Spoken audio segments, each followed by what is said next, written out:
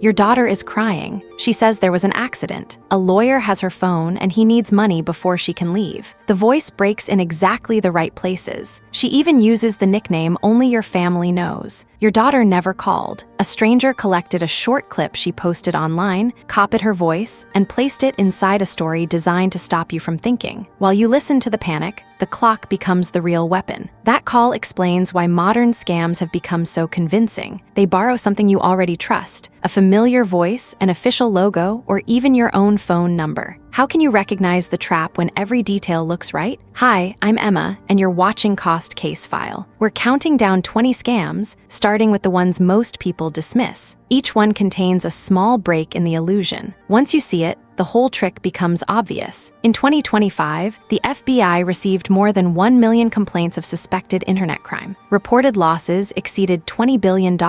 Many of those crimes began with an ordinary text, call, package, or job offer. Number 20 begins with a bill so small that ignoring it feels silly. Your phone buzzes. A state toll agency says you owe $6.43. Pay tonight and the problem disappears. Wait until tomorrow, and the penalty jumps to $50.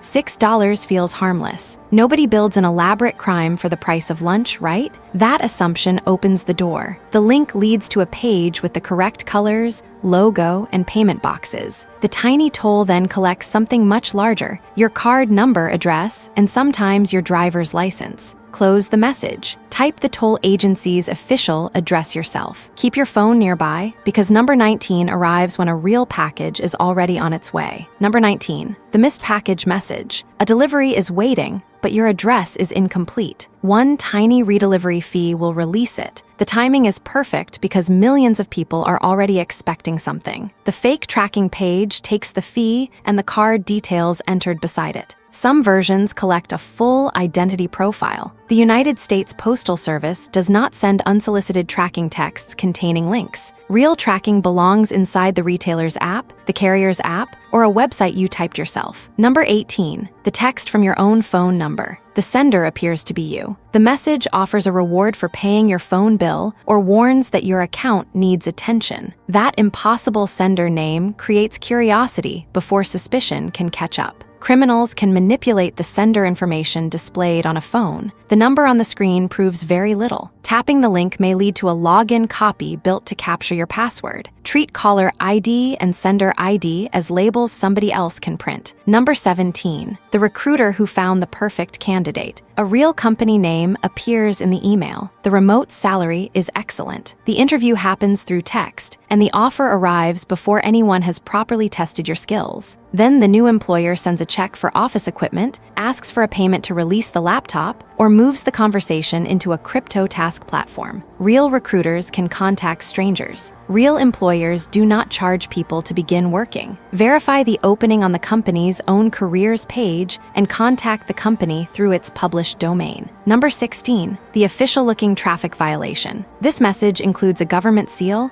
a case number, and a deadline. It may threaten a suspended license or a court hearing. Instead of a normal link, it displays a QR code, which feels more formal. The code opens a fake payment page or downloads malicious software. The case number and seal are decoration. A real notice can be checked through the court or motor vehicle website you locate independently. The first 5 traps lived inside ordinary notifications. The next 5 borrow trust from banks, card readers, checks, and the phone network itself. Number 15, the loan application you never made. A lender texts to say your application is almost approved. If you never applied, the message offers a link to cancel it. That cancel button becomes the bait. The page asks for a social security number, bank login, or identity documents to stop a loan that never existed. If you recently applied somewhere, the message becomes even harder to judge. Use the lender's official app or a number from its public website. An unexpected cancellation link deserves the same suspicion as an unexpected payment link. Number 14, the card reader with a second mouth. A skimmer can sit inside a payment terminal or fit over the original card slot. Your card passes through both. The machine completes the purchase, while the hidden device records the magnetic stripe. A false keypad or tiny camera may capture the PIN as well. Fuel pumps and cash machines are common targets. A loose slot, mismatched color, or bulky keypad can expose the hardware. Tapping a card or using a chip reduces the value of stolen Stripe data. Number 13, the call that rings once. An unfamiliar number calls, stops almost immediately, and leaves no message. Curiosity supplies the next step. You call back. Someone ring schemes route that return call to an international or premium service. The victim may hear hold music or a fake operator while charges build. A missed call creates no duty to investigate. If the caller has a real reason, they can leave a message. Number 12, the check that clears before it fails. Someone buys your car, hires you as an assistant, or pays for an item online. Their check is accidentally too large. They ask you to deposit it and return the difference. The money can appear in your account within days because banks must make deposited funds available quickly. Discovering a forged or stolen check can take weeks. When the bank removes the fake deposit, the real refund you sent remains gone. A visible balance is permission to use funds. The displayed balance cannot validate the check. Number 11, the silent phone takeover. Your phone suddenly loses service. Somewhere else, a criminal has convinced a carrier to move your number to a different SIM card or another provider. Calls and security codes now reach the criminal's device. A stolen email password can become a bank reset, a social account takeover, and a locked identity in minutes. Sudden loss of cellular service deserves immediate attention. Contact the carrier from another phone and check important accounts through their official apps. That is the first major pattern. A familiar screen can be copied, and money shown on a screen can disappear later. The next group enters through work, housing, and customer support. Number 10, the boss who needs gift cards right now. An email arrives from the chief executive, a manager, or a pastor. They are stuck in a meeting. The request is confidential. Buy several gift cards for a surprise, then send photographs of the numbers on the back. Those numbers are the money. The criminal can redeem them without touching the physical cards. A senior title and urgent tone are easy to copy. A 30-second call to the person,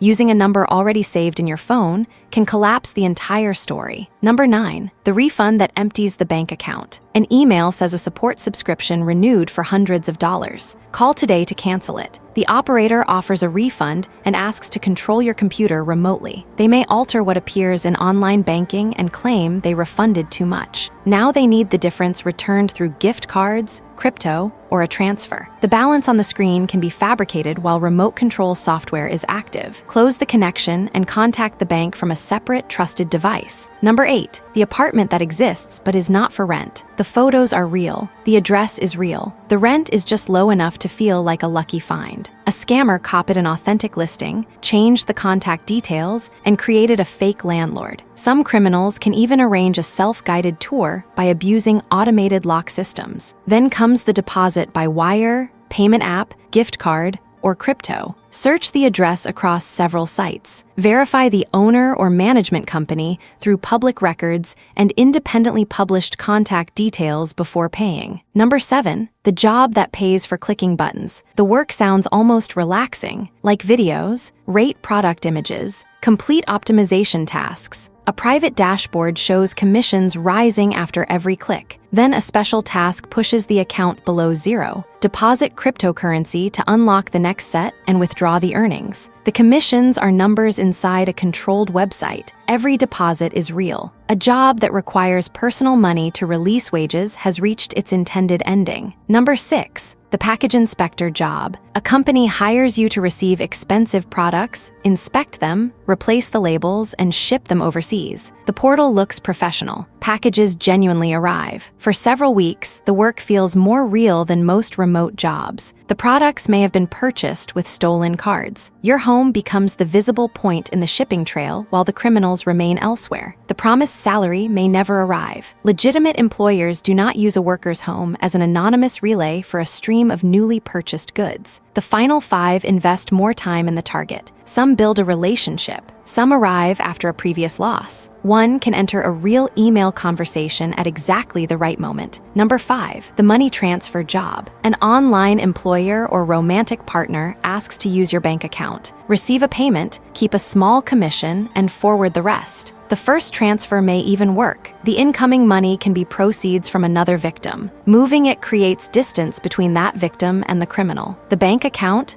name, and transaction history point to the person who forwarded it. The FBI calls that person a money mule, and legal consequences can apply even when the mule began without understanding the scheme. Number 4, the company that knows you were scammed. After losing money, a victim receives a call from a law firm, government office, or recovery specialist. The caller knows the type of scam and sometimes the exact amount lost. That knowledge feels like proof. Victim information can be bought and traded on lists. The recovery agent asks for a retainer, tax, processing fee, or bank details to release the refund. Legitimate government agencies do not charge an upfront fee to recover fraud losses. The second scam was built from the wound left by the first. Number 3, the online romance with an investment plan. This one can take weeks. A stranger sends a friendly message, remembers details, checks in every morning, and slowly becomes part of the victim's routine. Money appears later. They introduce a trading platform and demonstrate a small profit. The website shows the account growing, so larger deposits feel supported by evidence. Withdrawal suddenly requires a tax or unlock fee. The relationship and the trading balance were both controlled by the same operation. An online love interest should never direct an investment account. Number 2, the invoice inside a real conversation. A company is already discussing a payment with a supplier. A home buyer is preparing a down payment. At the perfect moment, an email announces updated wiring instructions. Criminals can imitate a domain with one changed letter or enter a compromised mailbox and study genuine messages. The language, names,